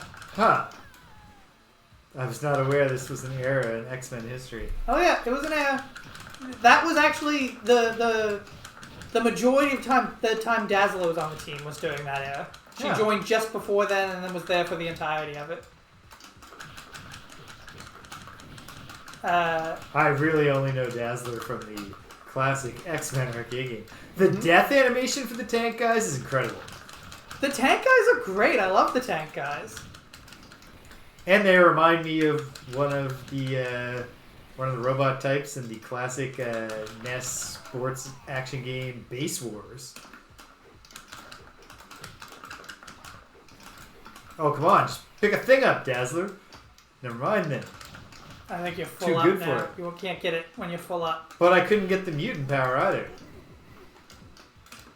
Yeah, there. Oh, wow. Okay. Boss rush. We're at the No end boss now. rush. It's just here. Here's all the bosses. Yes, you're the Wendigo. Wendigo! You're a Wendigo.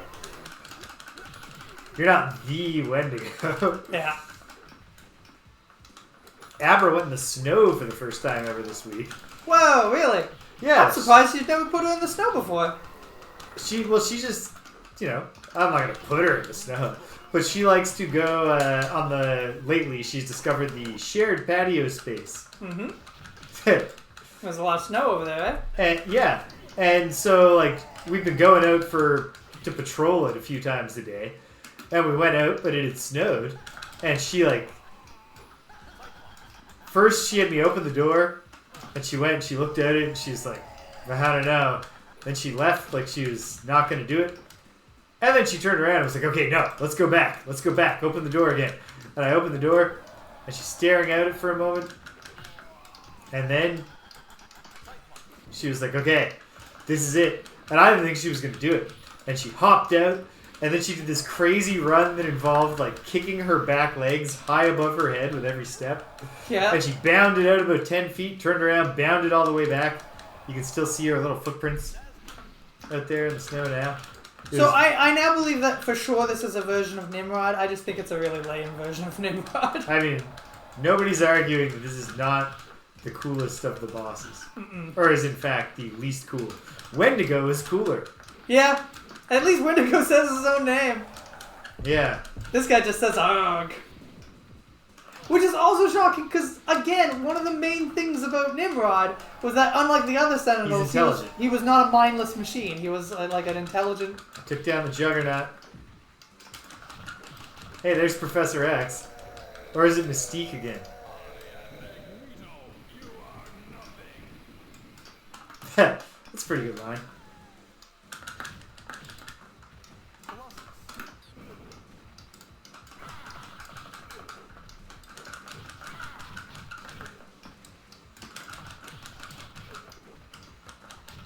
Save!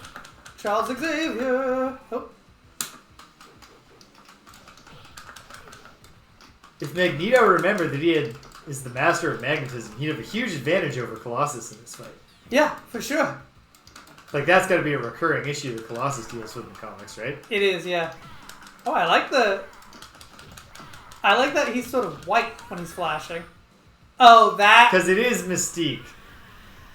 Yeah, it's very clever, Mystique. You have one trick. That was Mystique, not Magneto. Yeah, no shit. Was it another place? Go, X-Men. Over there. Great. Thanks, Professor X. You couldn't have psychically communicated. Hello, Martial Arts 01. Yes. This, I haven't played this since I was a child. And we're having a grand old time. So, there was a big recent shield. Alright, back to my girl. So You did. Ha ha ha ha. So there was actually a big recent reveal about Mystique. Oh yeah. Spoiler warning, if anybody is not up to date on current X-Men comics.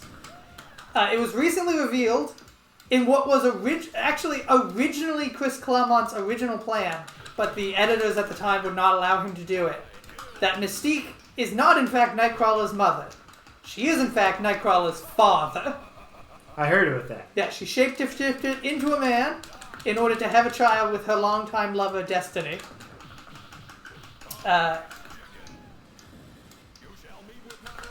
I had heard that somewhere. I had read that. Yeah, So that making was shockwaves. Chris Claremont's original plan.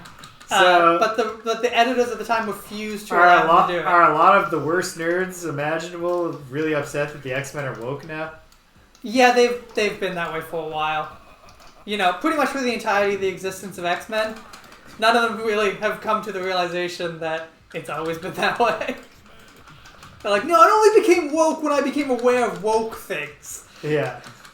That's the moment it became It's woke. only since Facebook started telling me to be mad about this that I've really noticed it in everything. Mm-hmm.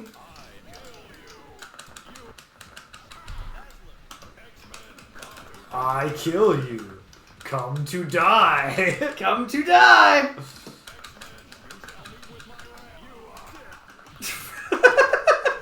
I do love You Are Dead! I think it's... We are playing on MAME. If I had realized I could get this on my PS5, I would have. Because I generally have been purchasing the games we play when they're available. But I didn't realize it was there. Are there any... Did they do anything cool with the arcade port on the PS5? Got him.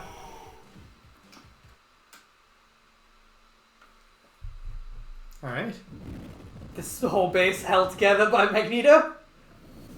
Nope, we blew it up. We planted some bombs before we left. Alright. Magneto is defeated. X-Men succeed to rescue Professor and return to Earth with the victory. But still, the battle against the threats of the evil has just begun. The struggle of the X-Men will continue. Lee! Stan? Probably not. No.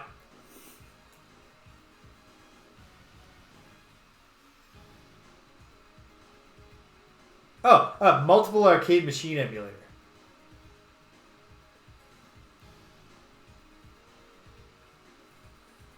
Also, Nightcrawler's origin, one of many X-Men origins that inexplicably involves just a mob with torches. If you were to believe 1970s and 80s era Marvel comics, Europe is just chock-a-block full of like people who look like Very true, Cedric. people who look like they are just like from Renaissance era, who just go about their days just waiting for an excuse to pull out the torches. It's like when people say, you know, why doesn't Batman just kill the Joker since he's always escaping? It's like, well, why doesn't Batman just blow up Arkham Asylum? Good game. Oh, hey, we're Are we in just it. playing? The struggle continues, Greg, What? Why? because we paid our money, so they just start the game over for us. Oh, I suppose that's nice. Especially with this one where you can just put in quarters whenever you like. You don't have to wait until you're dead. Well, you can do that in any arcade game. Some arcades will actually, if you put in coins between, just steal your money. Really? Yeah, it depends on the cabinet and the a lot of them will just reject the money. Right? Or they'll hold it And then for the coin release. They'll hold it for the coin release, yes. We'll just play until we are out of lives, which... I am. Oh, pardon me. So yeah, what do you think, James, overall? I think that it's exactly as I remembered. There's not like a ton going on in the gameplay, but it's really fun button mashing because it's good enough. Like the fighting's good enough because it's mostly just a single button combo, and then like the formula of get a license for familiar characters, and then have really really colorful graphics, and Yeah. and I can remember, the spectacle.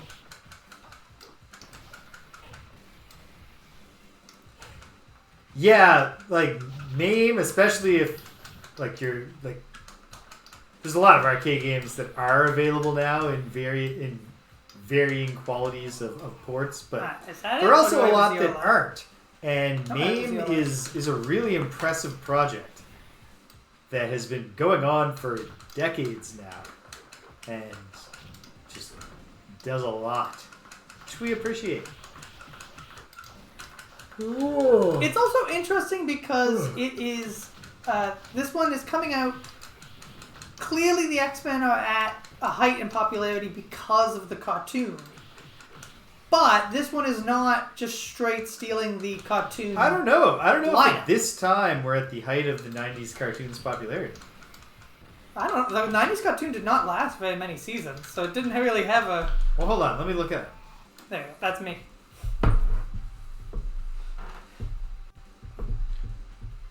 The X-Men arcade game came out in... I assume you're looking up the cartoon. Yes. 1992. And Oh, yeah, it this is debuted it. October 31st, 1992. Yeah, well, that I'll tell you why. Because this is not based on the cartoon. I was No, just going it's to say not. the lineup is... Well, no, it's based on what would have been the cartoon. There was a previous thing called Kitty Pryde in the X-Men, which was an attempt to make a cartoon of the X-Men before the cartoon, and failed.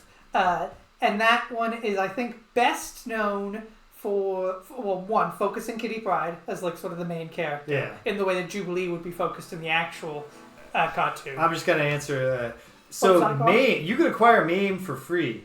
And then obviously, with the ROMs, you will need to also either acquire them or rip them from arcade machines that you own. So that's why I say generally when I know there's a version I can pay for, I like to pay for it to support the idea of the companies taking some responsibility for video game preservation. Yeah. So the big thing about Kitty Pryde and the X-Men is that they made Wolverine Australian. Oh, that's funny. Because I guess they weren't sure if kids would understand Canadian. Unclear why they decided to move him to a different member of the Commonwealth. As Guided That's what by they Voices has mentioned to us, there's a strong perception that Canada might be a myth, running rampant in the United States, and all we can, like, I don't know that I can prove to you that we are, like, how do you know we're from Canada?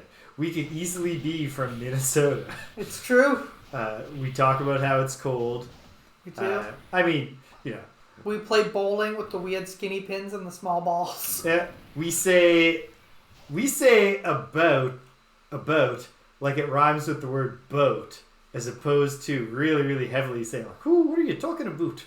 You know, you got to be, "Oh, you betcha, that kind of thing. You betcha. So maybe Eastern Minnesota, Eastern Minnesota, yeah. Michigan. I don't know.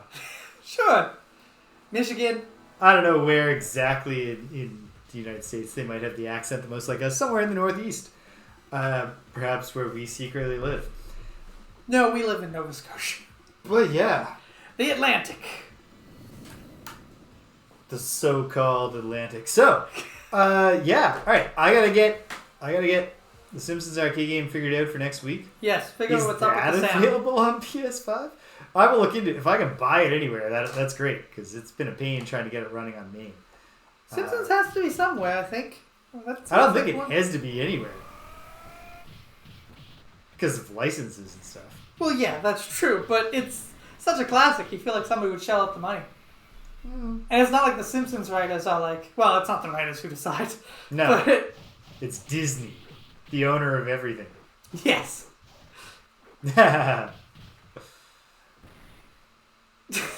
Yeah, it's not even on the maps. Alaska just sort of floats free like an island. But, God, there was somebody online the other day talking about how until they were a certain age, they thought Alaska was an island because of how it's depicted on maps of political maps of the United States. Well, it's not Australia, Jesus. It's Hawaii there, and then right next to it is Alaska. And it's like Alaska. Hold on. Is Colossus's name always just spelled Peter and not like Pietro? No, it's Pietro. Yeah. Okay. So they just Pietro Rasputin. yeah. That's just don't upset the fragile American children by giving him a Russian name. Sometimes back in the day, not anymore. Back in the day, they used to do the thing where other characters would call him Peter, and it was a thing where where Kitty Pryde would call him Peter, and he would in turn call Kitty Pryde Kitcha. That's fun. Cool. Well, hey, yeah, that Made it was through the week, exactly kids. what I was expecting, which was fun. Very. And I'm kind of expecting the same thing from the Simpsons game, also a licensed beat 'em up made by Konami. Yes. And yet, you know what? The other licensed beat 'em up we played by Konami, the Ninja Turtles game, Yeah. is actually much different than that. Really, obviously better, I think. I don't know if there's a strong case to be made that the X-Men beat 'em up comes anywhere as close to the TMNT beat 'em ups for There's having something to be said of the novelty stuff to factor do. of having the huge arcade cabinet with 6 controllers. Oh yeah, it's a like spectacle. that is yeah, that adds something to it. But in terms of just pure gameplay, I don't think there's a real argument to say that this is better. No. But hey, that was a lot of fun. Especially because it didn't cost me like $6 this time to play the game. It cost me nothing. But yes, it is on the PlayStation Network for PlayStation 3. I do not know if that is. No, that's not you. It does not clench. It is on Xbox Live for Xbox 360, but for 360, but not just the general thing. Like I couldn't get it on my PC. I'm just reading you what this says. I don't know. I'll the look details around. on it. I'll see if I can figure something out. But that's where we're going next as far as beat 'em up goes. It's the last of our Phase 1 games. Notable. The notable beat 'em ups through 1992, which are made by a very small number of developers, of which Konami is quite a few.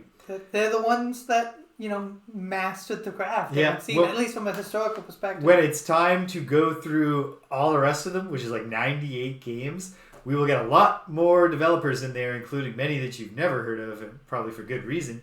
But then also, we'll get quite a few games by SNK, which I am super excited for. I think there's a very real chance that those will be the most mechanically some hidden gems, advanced beat-em-ups that we've experienced. But we'll see. But that's we're coming up on the end of Phase 1. We're going to do a preliminary, not a ranking, but we're going to sort the games we've played so far into tiers. Into the boss tier of the games that are absolutely in contention for being the best beat-em-up. In the elite or mid-boss tier of the games that are, if you like beat-em-ups, why would you can play this and have fun. And then the Goon tier, which I don't think there will be that many games in the Goon tier yet, except for Battletoads in Battlemaniacs. You know what? There might be some things that get slotted in there. Some of the middle of the road. Mad City Mad City at least mid boss, maybe boss. Adventures of Bayou Billy, Goon Tier.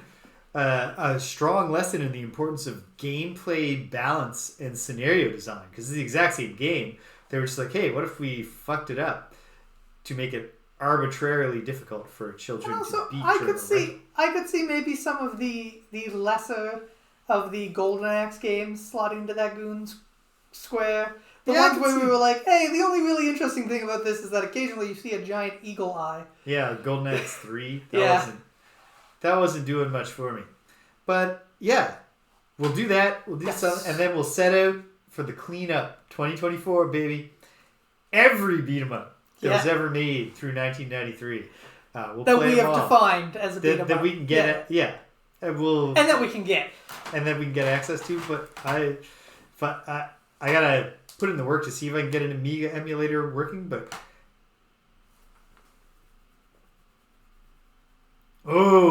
I don't think I've played the arcade Sailor Moons. Although I believe they're on our list. Let me just check here. Are they on the list through 93 to play? Leaning out of the way of the screen here. Yeah, we've got. Hey, Bishozo Senshi Sailor Moon and Bishozo Senshi Sailor Moon R. Those are Super Nintendo games rather than arcade games.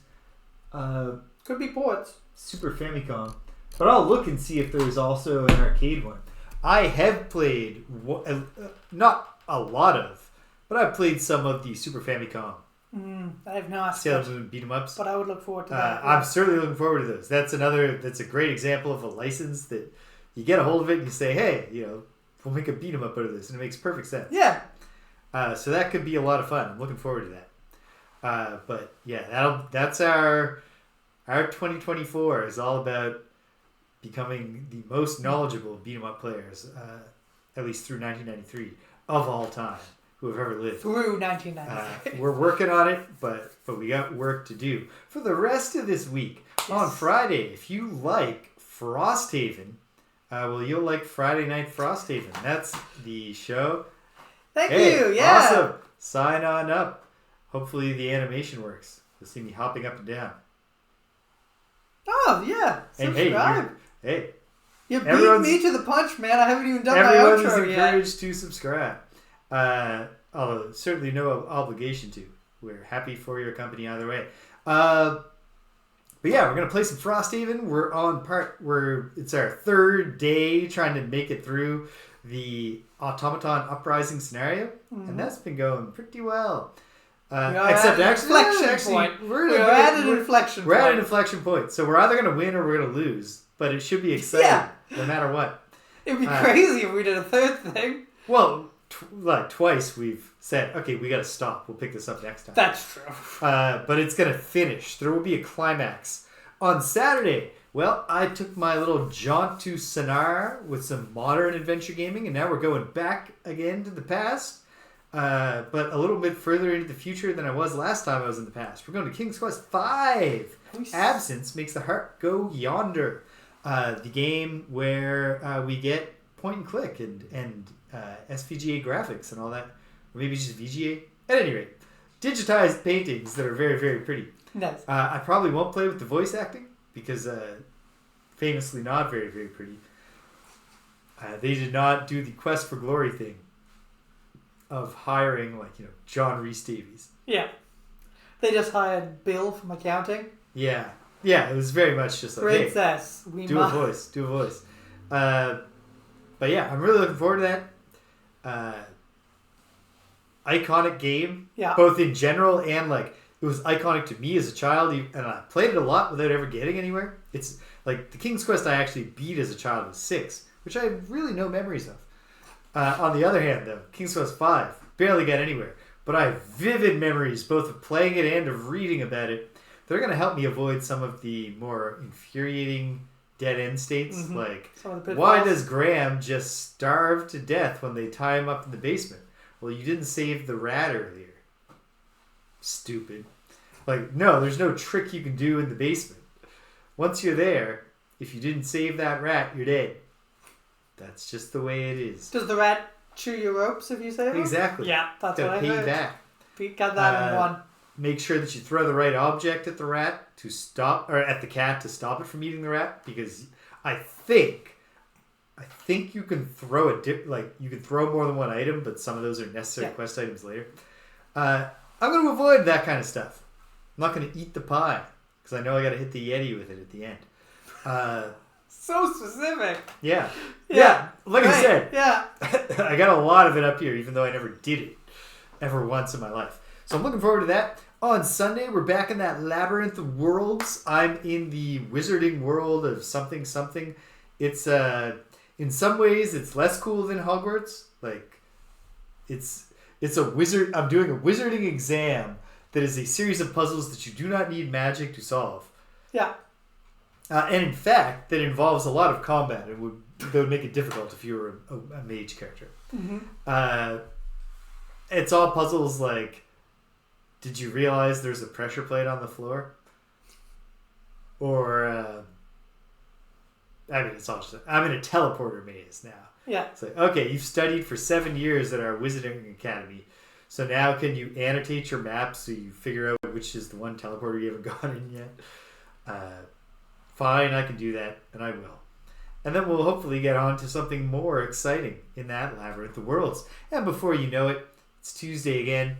Greg and I'll be here beating them up. Simpsons beat them up. And of course, it's going to be the Simpsons beat them up, and we got to figure out, like, do we just start some discussion? Do we want to start revisiting some of the beat 'em ups as we get ready to sort them? Because I think we should. There's no chance that the Simpsons. For I am always open to crossover ideas. Yeah. You've got one? Shoot us a message. Yeah.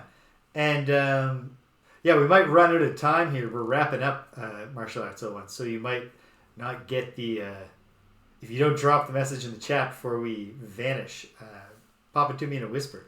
Yep. And I'm intrigued to hear. But yeah, so we'll be playing The Simpsons. Okay. Hey, well, thank you for following. Boom. I blew that animation. What he's supposed to be doing is like this, and I see why. Obviously, my flipping the arm did not get it done.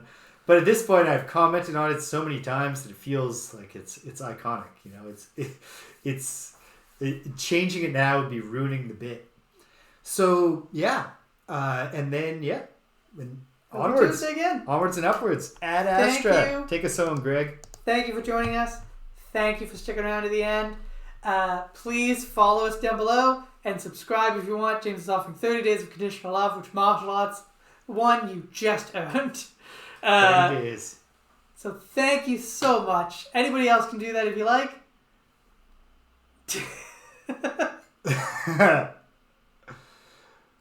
This sounds Martial Arts 01.